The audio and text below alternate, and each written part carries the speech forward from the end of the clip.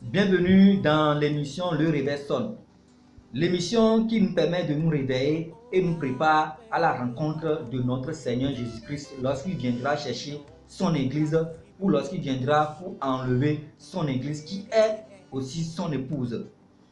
Dans l'émission passée, nous avons trouvé la promesse que Jésus-Christ nous a faite avant de monter dans les cieux vers son Père. Il nous a dit dans Jean 14 qu'il va aller chez son Père, qu'il va vers son Père et il va aller nous préparer une place. Après avoir préparé la place, il reviendra nous prendre afin que nous soyons là où il est actuellement. C'est cette promesse qui constitue une espérance pour nous les chrétiens. Cette promesse est l'espérance que nous avons en Christ.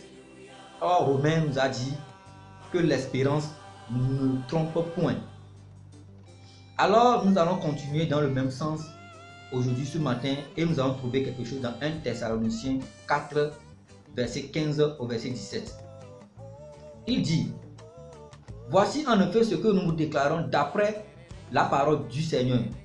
Nous les vivants restés pour l'avènement du Seigneur, nous ne devancerons pas ceux qui sont morts, car le Seigneur lui-même a un signal donné. À la voix d'un archange et au son de la trompette de Dieu, descendra du ciel et les morts en Christ ressusciteront premièrement.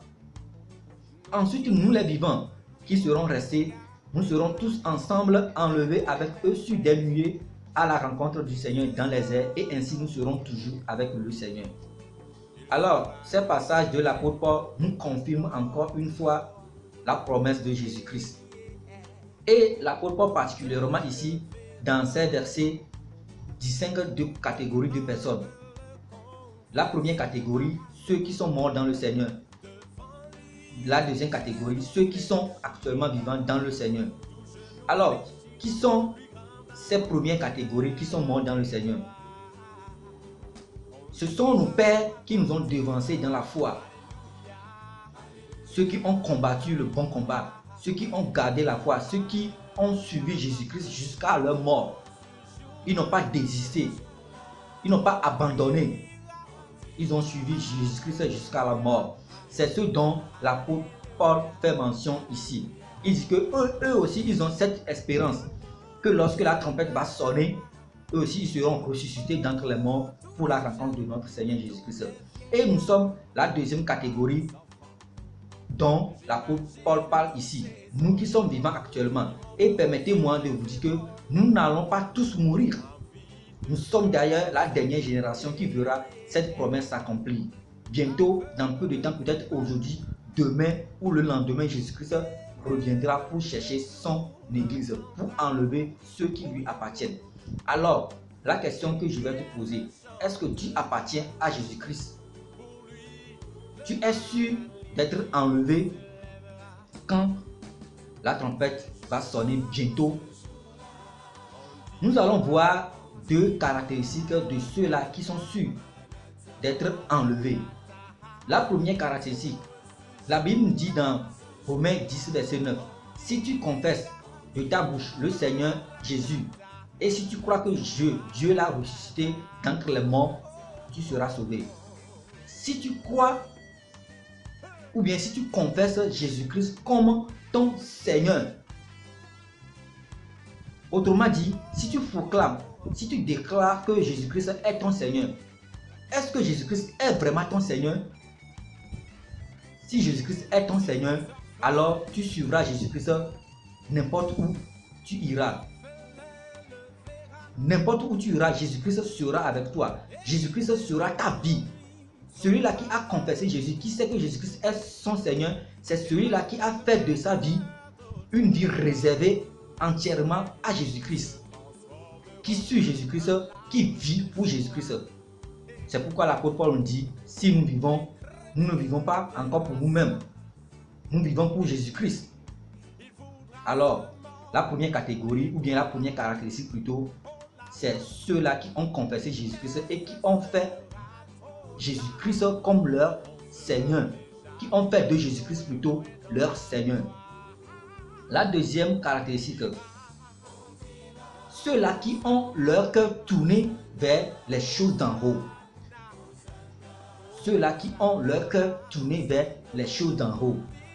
Bien-aimés, si nous croyons en Jésus-Christ, si nous sommes vraiment sauvés, nos cœurs seront tournés vers les choses d'en haut. Malheureusement pour nous les chrétiens d'aujourd'hui, nous avons nos cœurs tournés vers le monde.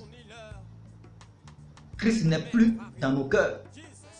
Nos cœurs sont à la recherche des biens matériaux de ce monde. Chaque jour, nous poursuivons les biens matériaux de ce monde. La richesse, comment est-ce que nous allons faire pour nous enrichir? Nous suivons le monde, la cupidité, l'idolâtrie, l'impudicité, l'ivrognerie, la fornication, la vitesse. C'est ces genres de choses auxquelles nous nous sommes adonnés aujourd'hui, surtout nous qui sommes des chrétiens, soi-disant chrétiens, je vais le dire comme ça. Alors, si tu fais partie de ces gens de personnes qui ont leur cœur tourné vers le monde, il faut savoir que tu ne feras pas partie de ceux qui seront enlevés. Autrement dit, je te fais appel. Reviens vers Christ. Que ton cœur se tourne vers Christ. Désormais, il faut tourner ton cœur vers Christ. Recherche ce qui est d'en haut.